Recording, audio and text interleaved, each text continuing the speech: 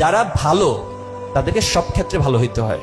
আপনি সাপোজ খুব ভালো একজন ছাত্র, কিন্তু আপনার বাবা মায়ের কাছে সন্তানের ক্রাইটেরিয়া থেকে যখন বিশ্লেষণ করা হবে তখন আপনি হচ্ছেন সবচেয়ে খারাপ একজন সন্তান। তাহলে কি দিন শেষে আপনাকে আমরা ভালো বলতে পারবো?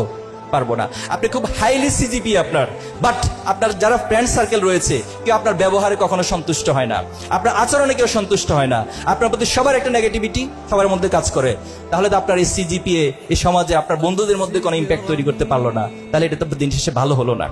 আপনি সমাজের মানুষের কাছে ভালো হতে হবে, আপনি শিক্ষকদের কাছে ভালো হতে হবে।